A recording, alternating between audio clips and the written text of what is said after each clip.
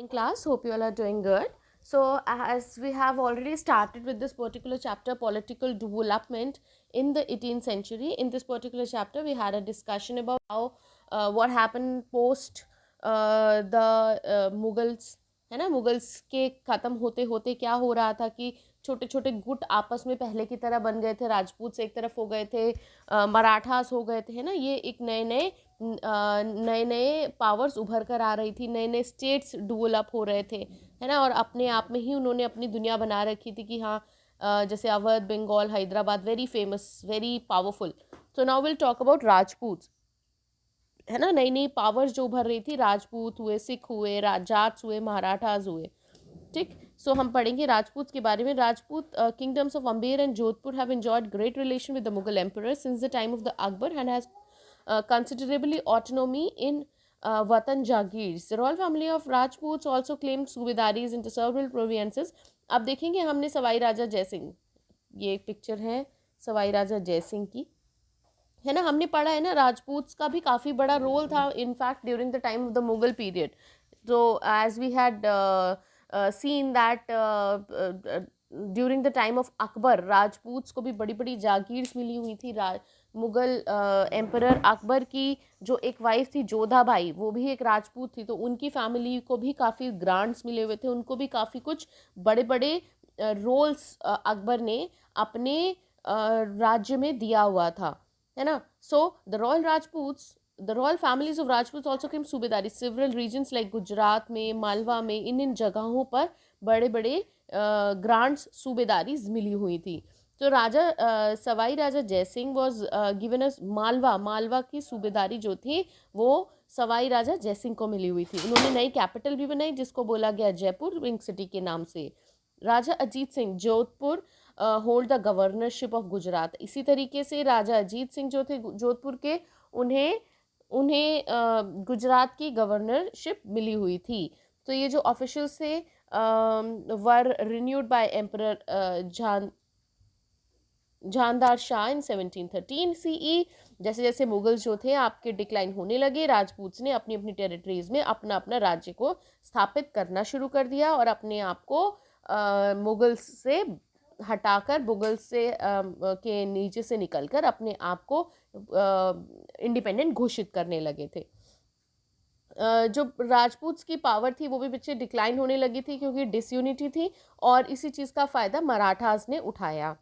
Fine. So next जो हमारे हैं सिख्स. सिख जो थे 17th सेंचुरी में ही इरोज हो रहे थे पंजाब की तरफ में. ठीक है. पॉलिटिकल कम्युनिटी बनने लगी थी under the ownership of Guru Gobind Singh and बंदा बहादुर. इन लोगों ने organise themselves into different bands known as jathas और मिशल्स. एक तरीके से इन्होंने ग्रुप्स बना लिए जिनको इन्होंने नाम दिया ये जाथाज एंड मिसल्स का. The Sikh military forces were known as Dal Khalsa. जो मिलिट्री फोर्सेज थी उनका एक पर्टिकुलर नाम रखा हुआ था जिसको कहा जाता था दल खालसा. दल खालसा का मतलब होता है a big, a great grand army. ठीक है. So this army use to meet at Amritsar at the time of Baisakhi and Diwali to take decisions known as the resolution of Guru and the Guru matas. So basically ये इकट्ठे होया करते थे. ये जो इनकी ग्रेट आर्मी थी बैसाखी और दिवाली के टाइम पे अपने जो उनके गुरु बोलते थे, उनके रेजोल्यूशंस थे, उसके बारे में डिस्कशन करने के लिए इन्होंने एक सिस्टम भी स्टार्ट किया, राखी, जिसका मतलब था प्रोटेक्शन. इस सिस्टम में क्या हुआ, leadership offered protection to the cultivators to the payment of the taxes 20% of the total produce. तो उन लोगों को द लीडर ऑफर करते थे प्रोटेक्शन, जो लोग 20% तक टैक्स अपनी खेती का, अपने प्रोड्यूस का दिया करते थे इनको. इन 1765 से ही Khalsa declare their sovereign rule and struck their own coin. ठीक है. इन्होंने अपने आप को इंडिपेंडेंट घोषित कर दिया कि भाई अब हमारा राज्य चलेगा, और अपने नाम के कॉइन, सिक्के भी इन्होंने निकालने शुरू कर दिए ट्रांजैक्शंस के लिए. 18th सेंचुरी में जो सिख टेरिटरी थी वो इंडस से लेकर जम्मू तक फैल गई. लेकिन but they were under the control of different rulers. ठीक है. डिफरेंट रूलर्स के अंडर ही ये लोग थे.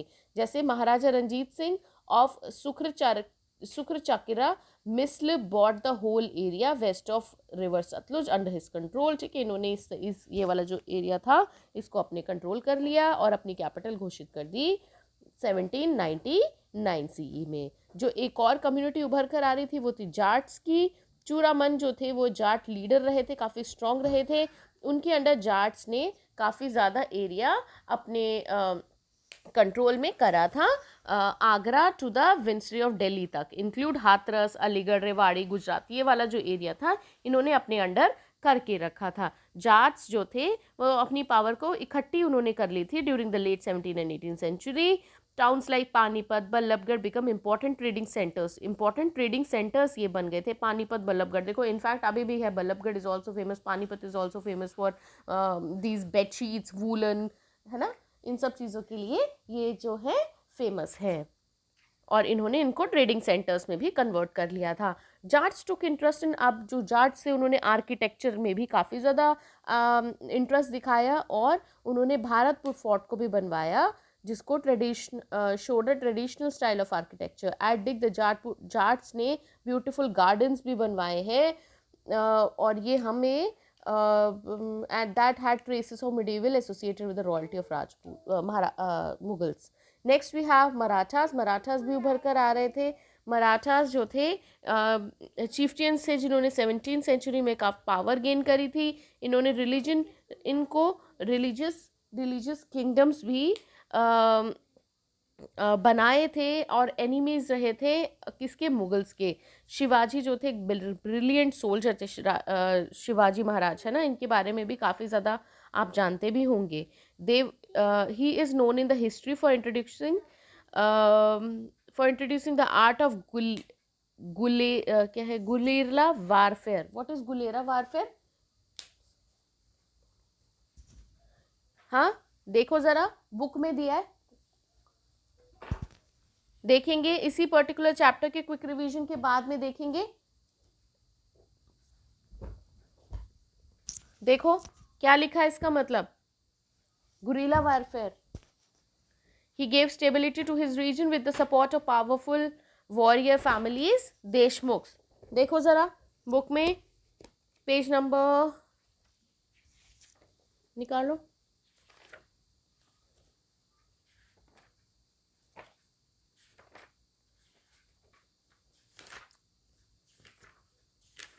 क्या मतलब दिया हुआ है, एक तरीके का इरेगुलर वारफेयर है जिसमें छोटे छोटे ग्रुप्स बने हैं जिसमें of combats of military tactics to fight a large army.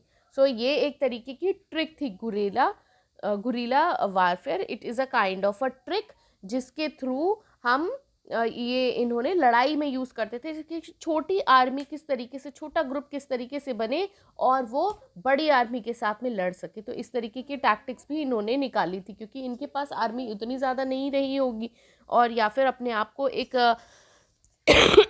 Sorry एक मतलब स्टैब्लिश है एक तरीके से, पावरफुल एक ट्रिक थी ये।